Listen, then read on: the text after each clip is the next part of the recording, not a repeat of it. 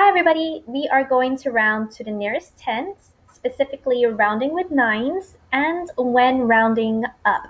Now, if you are rounding with nines and you are rounding down, you won't have a problem with following this rounding rhyme over here. But there's something special that you need to do when you are working with nines and rounding up. So I do have an example over here with a two-digit number, 97. I circled the 9 because it is in the tens place, and that is the place value that we are rounding to.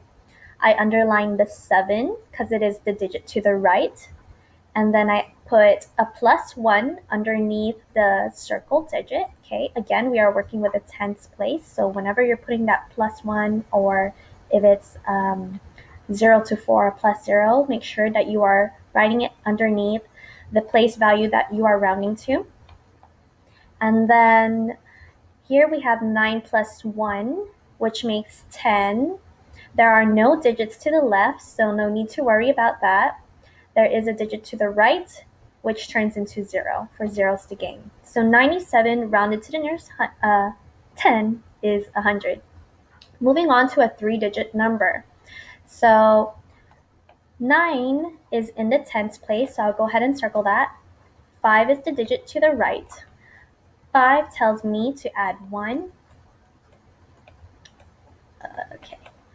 9 plus 1 is 10. Now, unlike this one where we were able to drop down to 10, we cannot put two digits under one place value. So what we have to do is carry.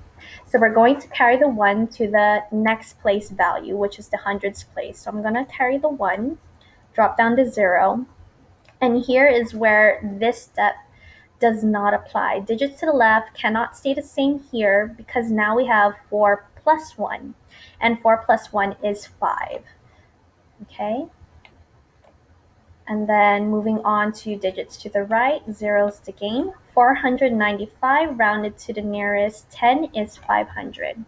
Moving on to a three-digit number, I'm going to circle my tens place, underline the digit to the right. The digit to the right tells me to add 1 or to round up. Draw my line for my answer.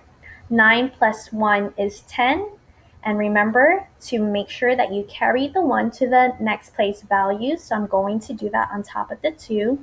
Be careful not to carry the 1 and skip a place value and put it on top of the thousands place. You never skip a place value. So after the tens place is the hundreds place. That's why I carried my 1 over there for my 10.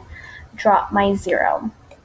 Okay, over here, we cannot follow digits to the left stay the same because this changes to 1 plus 2, and 1 plus 2 is 3. This digit is by itself, so I can actually follow that rule, and that can stay the same.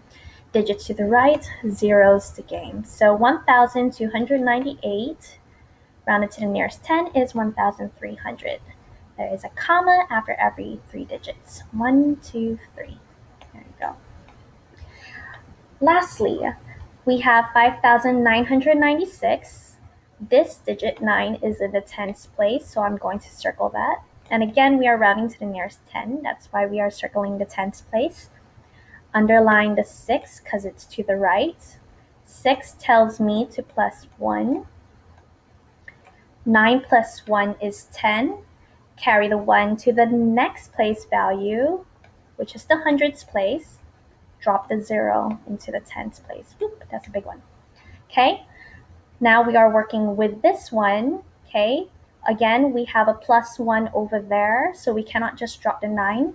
9 plus 1 is 10, and so we have to carry again. So I specifically gave this problem to show you how you might have to carry more than once. Okay, and drop down the 0. 5 plus 1 is 6. There are no more digits to the left, so I can go to digits to the right, zeros to gain. 5,996 is 6,000. Okay, and remember this applies when you are rounding up. When you are rounding down, you can follow these steps of the rounding rhyme perfectly. Okay, that's it.